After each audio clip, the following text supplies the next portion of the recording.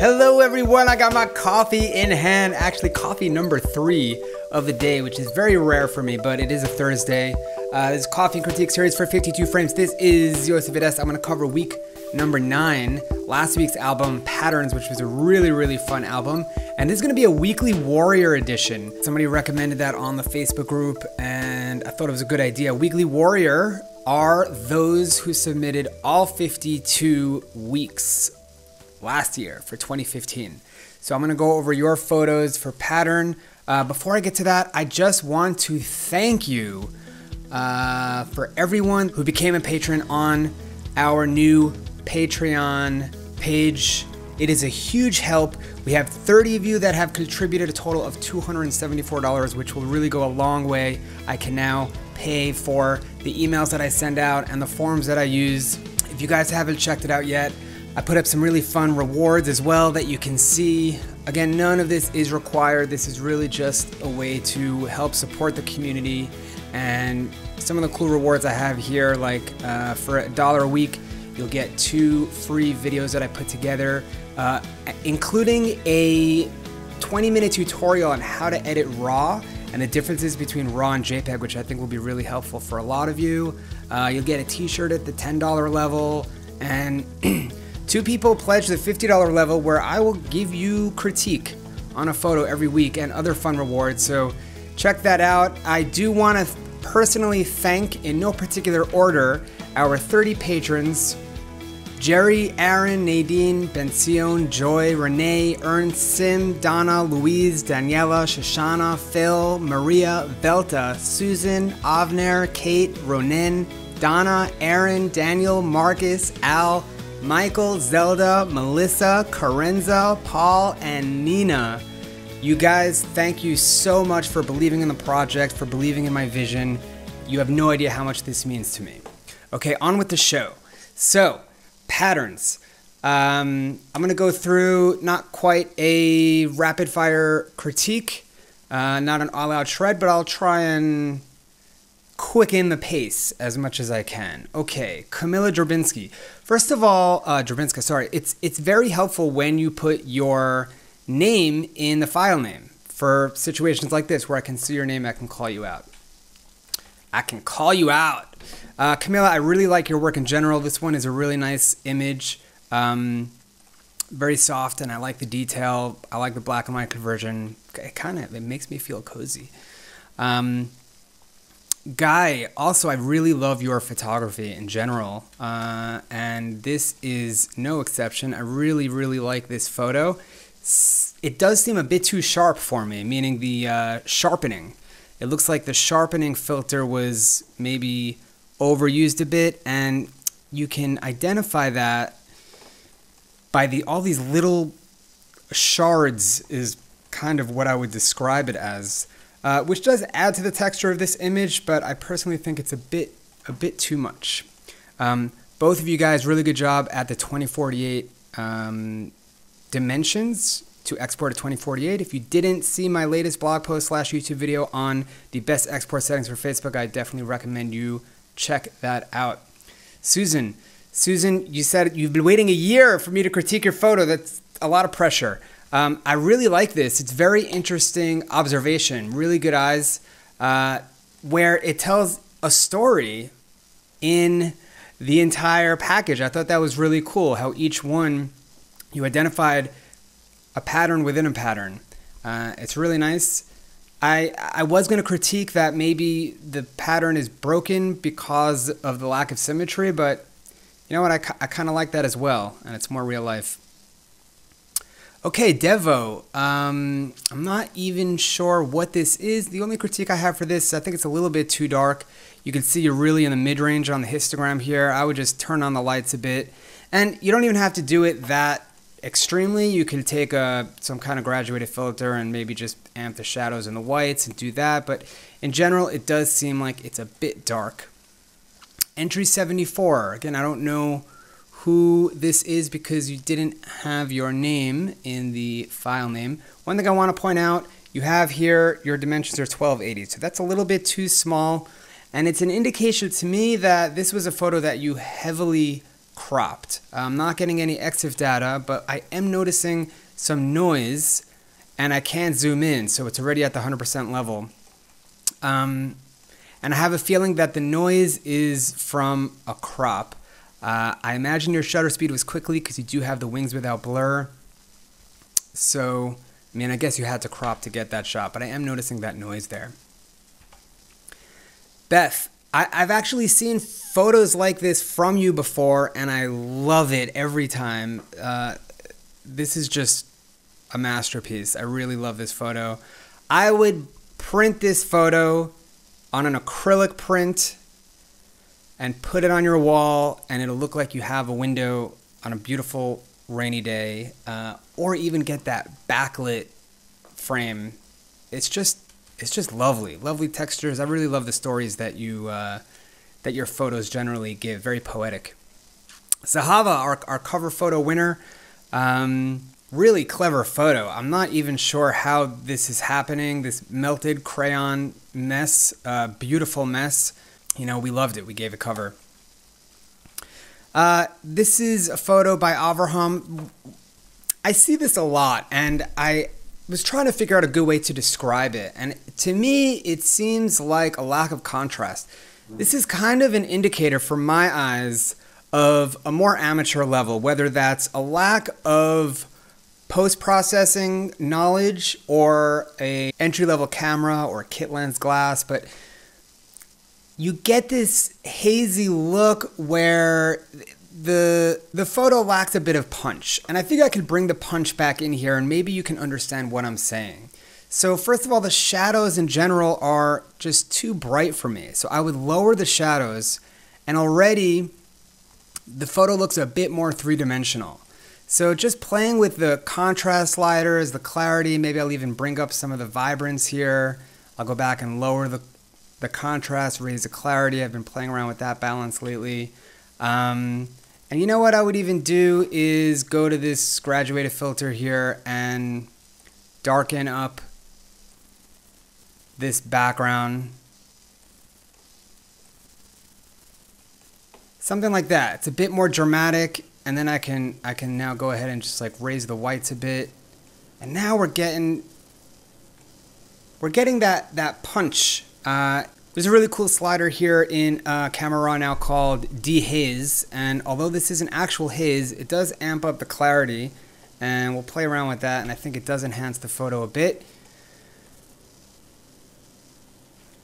So let me just show you the before and after here. This is the before, and this is the after, and I think you can see when I raised the contrast, lowered that shadow bit, made this part a little bit darker, I'm creating focus. Now the brighter part of the image is here in the foreground where you want the viewer to see. And in general, this is more of a flatter image, and this has a little bit more punch. And again, you get that from contrast, from clarity, from darkening parts of the image, from brightening parts of the image. You also don't want to go too far. And I think once I learned this clarity slider in Photoshop, I was like, cool, and I always amped up the clarity, like more clarity is better. So that's not the case as well. You do get an eye for when it's taken too far, but I do think this is a good example of processing for punch. That would be a cool tutorial, processing for punch. Also, this area here, maybe I would kill just because it's not really doing much for me. Maybe even get rid of that. So something like this, I think, is a more powerful image. So guys, check to see if your image looks flat before you process, and I think it's a great way to get that more professional look, kind of get away from that amateur look a bit. Okay, moving right along. Things are looking up. I don't know who you are. I really like this image. I do have to call you out on your dimensions. 4,800 long is total overkill for uploading to Facebook, for uploading to 52 frames. You really want to hit that 2048 sweet spot because your file size is 5 megabytes. And that's a lot of strain when you're uploading. That's strain on my computer, which adds up. So I did want to make a point that if you guys haven't seen my export tutorial, I'll link it below. Definitely check that out. Just having a sip of coffee. Okay, so strangely enough, I'm only getting your shutter speed here. which is dubious. 1/2500 is a very fast shutter speed.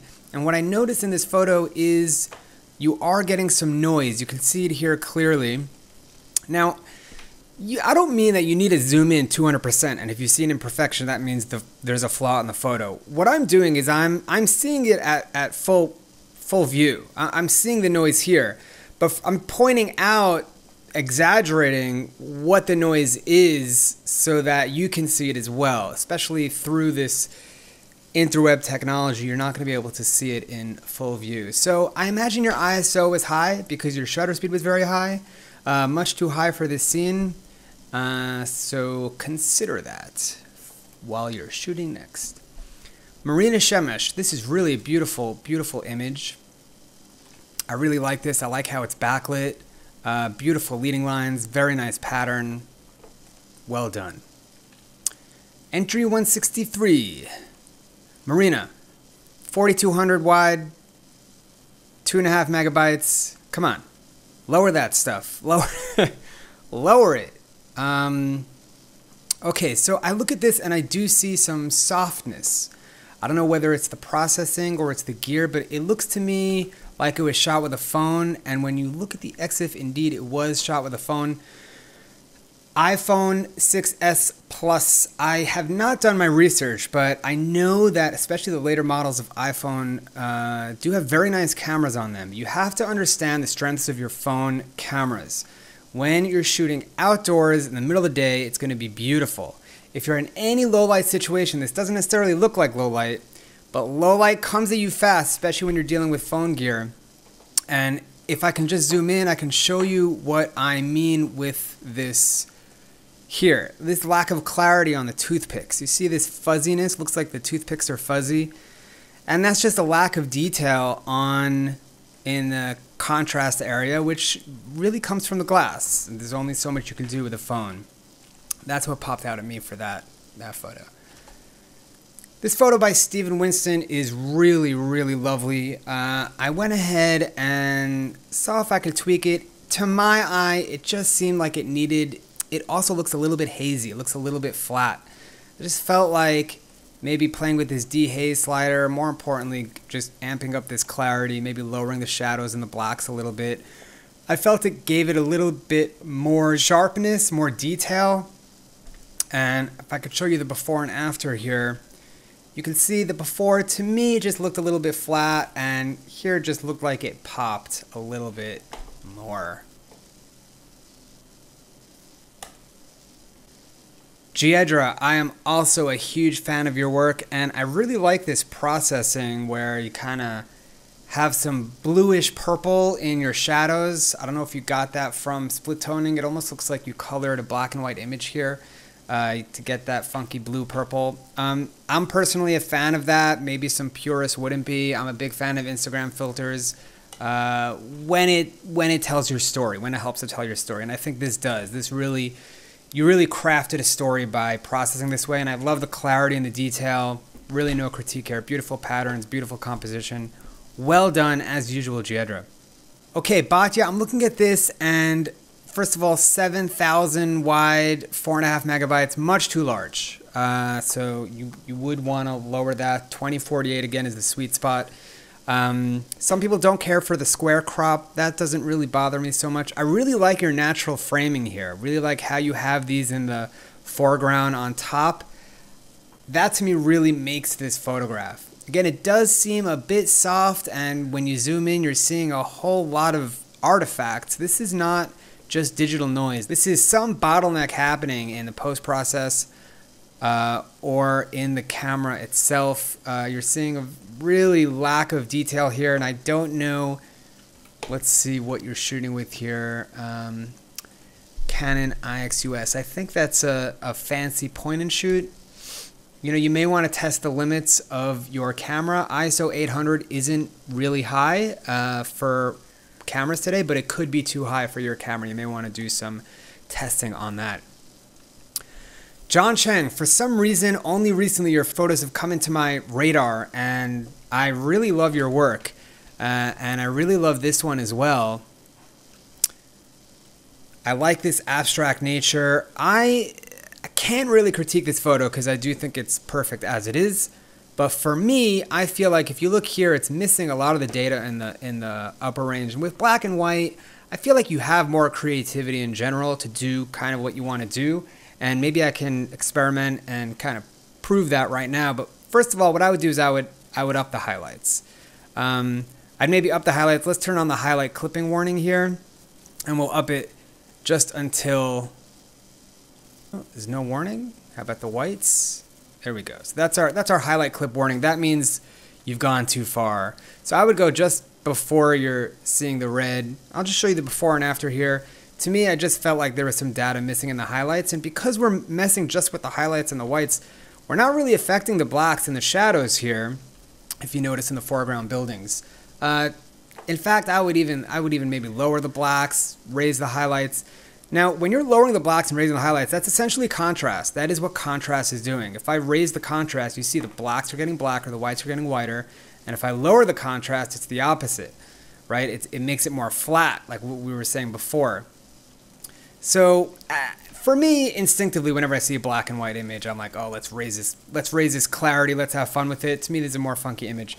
But I mean, you could totally go the other way and just like raise the blacks, raise the shadows completely, and make it soft, and then, you know, up the clarity to compensate for that. And that's also a cool image. So I think you really have a lot of free reign when it comes to black and white. For me, my critique would be to raise the whites, but in general, it's a beautiful shot and nice as is.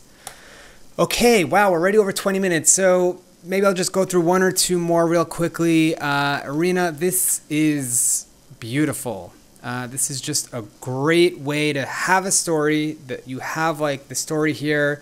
It's a pattern within a pattern, beautifully sharp, this bug, and you really crafted this composition in a way that makes it interesting even if the bug wasn't there. So really well done. I think this would also look really nice on the wall. Here we have another bug by Donna Gutman, and my gut reaction at first was to maybe zoom in closer to the bug, but I actually do like your composition here. The one thing that bugs me, pun intended, is that there is something blurry here. It seems like what looks to me like camera shake, but then when I look at your EXIF data, you're at 1/320, which is pretty quick, so I don't think it was camera shake, and I'm not exactly sure why this is soft, but you can see that you're lacking some detail, some sharpness in the image there, and something to look out for.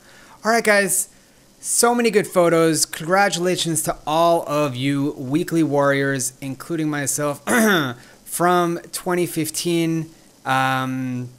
You guys are true veterans of the project, and I appreciate so much your consistency in the project.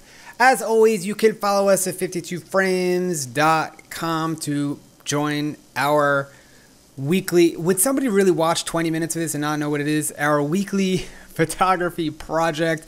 I would love to do more of these coffee and critiques. Again, you guys, thank you so much to you patrons out there for helping to support the project and for believing in my vision. I have so many exciting things that I want to do for this project, including creating a killer webpage. So stay tuned for news in the future for that. All right, guys, that's it. Week 9, week 10 is already in full gear. Can't wait to see that album. See you guys next week. As always, happy shooting.